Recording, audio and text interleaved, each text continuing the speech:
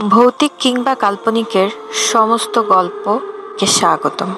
আমাদের গল্প পুরোটাই কাল্পনিক, কিন্তু পুরোটাই ভৌতিক। তো শুনতে থাকুন আজকের গল্প, সাগর পাড়ের হোটেল। জায়ান, তার স্ত্রী রিদা এবং তাদের ছেলে মেয়ে আজান এবং ফারিস্তা অনেকদিন যাবৎ শহরের বাইরে কোথাও যেতে চাচ্ছিল। জায়ানের অফিস ছুটি পাওয়াটা ভাগ্যের বিষয়, তাই এবারের ঈদের ছুটিটাই তারা কাজে লাগালো। বাচ্চাদেরও দুইজনের একসাথে ছুটি পাওয়াটা অসম্ভব ব্যাপার। তারা ঠিক করলো শহরের কোলাহল থেকে দূরে সমুদ্রের ধারে ছুটি কাটাবে। যেই কথা সেই কাজ।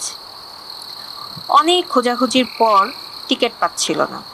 ঈদের ছুটি বলে কথা, অনেক রাশ ছুটি যেহেতু সবারই, এখন ঘুরতে অবশ্যই সবাই বের হবে। অনেক কষ্টে শেষমেশ একটা সমুদ্র সংলগ্ন পুরনো হোটেল বুক করলো তারা। হোটেলটা ছিল একদম চুপচাপ। এই হোটেলের সব থেকে সুন্দর ভিউ, বারান্দা দিয়ে সমুদ্র দেখা যায়। রিদা বাচ্চাদের নিয়ে ঘুমিয়ে গেছে। জায়ান রিসেপশনে কল দিয়ে চায়ের কথা বলল। ঠান্ডা একটা কণ্ঠে তাকে জানানো হলো, দিচ্ছি স্যার। ফোনটা রেখে জায়ান ভাবল, আসার পর থেকে যেন একটা অস্বস্তি হচ্ছে সবার। হোটেলটা এক প্রকার ভুতুড়ে। এইসব চিন্তা করতে করতেই বয় রুমে টোকা দিল। জায়ান দরজা খুলল চা নিবার জন্য। লোকটার মুখের হাসি দেখে জায়ানের প্রচণ্ড বিরক্ত লাগলো।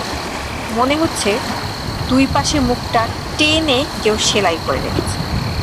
চা নিয়ে জায়ান সোজা বারান্দায় চলে গেল। উত্তাল সমুদ্রের গর্জন শোনা যাচ্ছে। সে রুমে ক্যামেরা আনতে গেল। তার খোঁজাখুঁজির শব্দে হৃদার ঘুম ভেঙে গেল। সেও উঠে বসলো।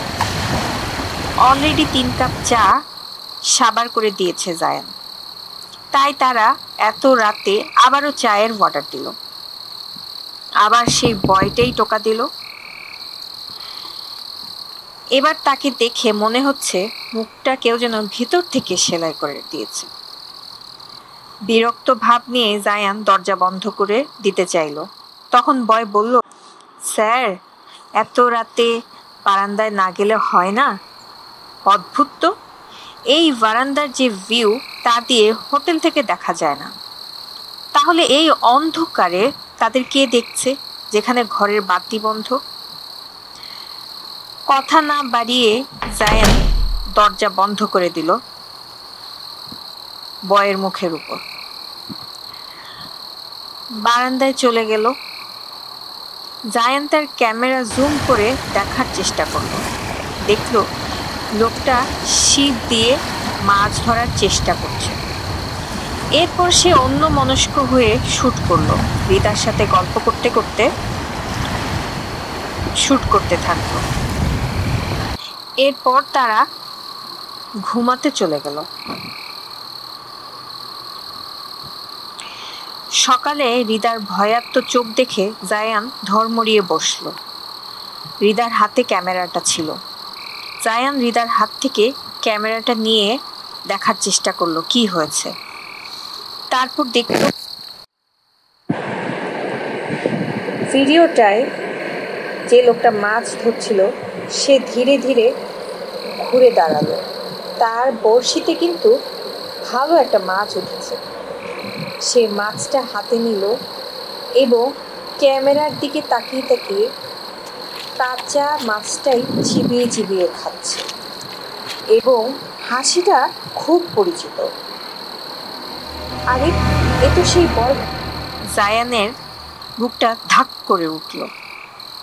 কি মনে করে সে সাথে সাথে রিসেপশনে একটা কল দিল। বলল রাতের চায়ের কথা। তারা বলল গতকাল রাতে লোক স্বল্পতার কারণে 12টার পর থেকে তাদের খাবার সার্ভিস বন্ধ ছিল।